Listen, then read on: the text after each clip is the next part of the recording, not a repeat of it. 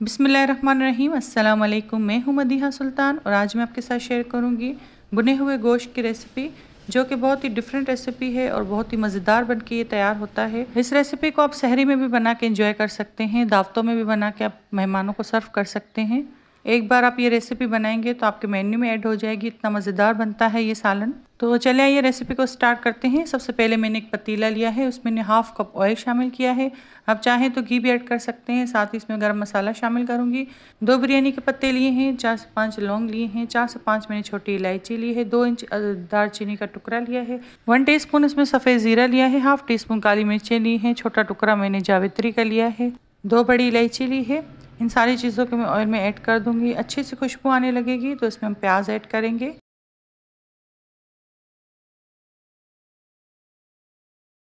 1 से 2 मिनट हो चुके हैं। जो गरम मसाला ऐड किया है उसकी अच्छी सी खुशबू आने लगी है। इसमें मैं प्याज ऐड करूंगी। 3 मीडियम प्याज मैंने ली है, उसको मैंने स्लाइस में कट कर लिया है। अब ये मैं इसमें शामिल कर दूंगी।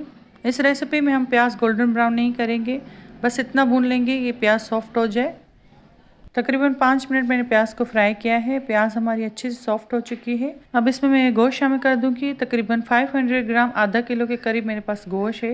ये हड्डी वाला गोश्त है, आप चाहें तो बोनलेस भी इस्तेमाल कर सकते हैं। ये बछिया का गोश्त मैंने इस्तेमाल किया है, आप चाहें तो चिकन या मटन में भी ये रेसिपी बना सकते हैं।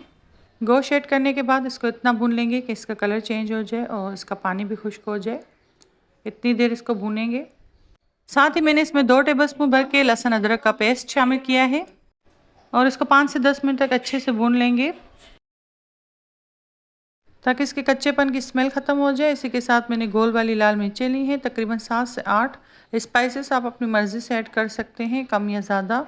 साथ ही इसमें मैंने 1 टीस्पून नमक शामिल किया है और 1 गिलास पानी डाल के मैंने इसको ढककर मीडियम लो फ्लेम पर पकाया था 30 से 35 मिनट, इतनी देर के गोश्त गल जाए। अब इस सालन के लिए एक मज़ेदार सा मसाला रेडी करेंगे। एक पैन लिया है, उसमें मैंने 1 टीस्पून सफ़ेद ज़ीरा शामिल किया है, 1 टीस्पून साबुत धनिया ऐड करेंगे, 1 टीस्पून काली मिर्चें शामिल की हैं इसमें। अब इस मसाले को अच्छे से भून लेंगे तकरीबन 1 से 2 मिनट। जब इसमें से अच्छी खुशबू आने लगेगी तो मैं इसको चूल्हे से उतार लूँगी और इसको ठंडा होने के लिए रख देंगे साइड पर। इस मसाले से सालन में टेस्ट बहुत ही अच्छा आएगा, आप ज़रूर ऐड कीजिएगा।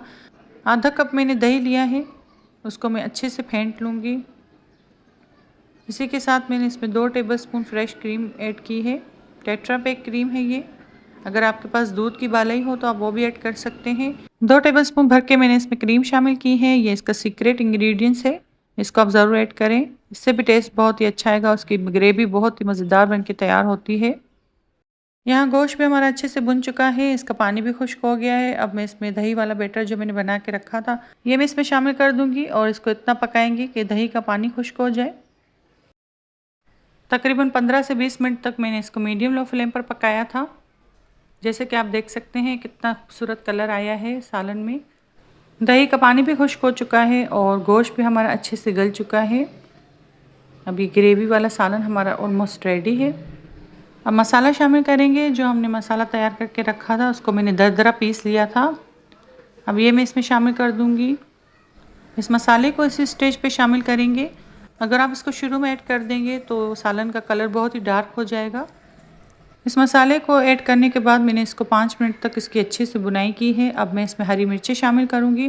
तकरीबन 3 से 4 दरमियानी हरी मिर्चें ली हैं, उसको मैंने कट कर लिया है।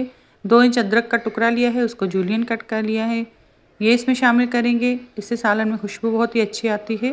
ये सारी चीज़ें ऐड करने के बाद हम सालन को दम पे रख देंगे तकरीबन 5 से 10 मिनट के लिए मीडियम लो फ्लेम पर। अब ये मज़ेदार सा बुना हुआ गोश्त हमारा रेडी है। अब मैं इसको डिश आउट करूँगी। इस सालन को आप नान के साथ एंजॉय करें, चपाती लें, चाहे तो आप इसके साथ चावल भी सर्व कर सकते हैं। ज़्यादा स्पाइसेस मैंने इस रेसिपी में ऐड नहीं किए तो बच्चे भी इसको आराम से एंजॉय कर सकते हैं। उम्मीद करती हूँ कि ये रेसिपी भी आपको पसंद आई होगी। रेसिपी अच्छी लगे तो लाइक शेयर करें, चैनल पर नए हैं तो चैनल को सब्सक्राइब करें। मुझे अपनी दुआ में याद रखिएगा। मिलते हैं किसी नई रेसिपी के साथ, तब तक के लिए अल्लाह हाफिज़।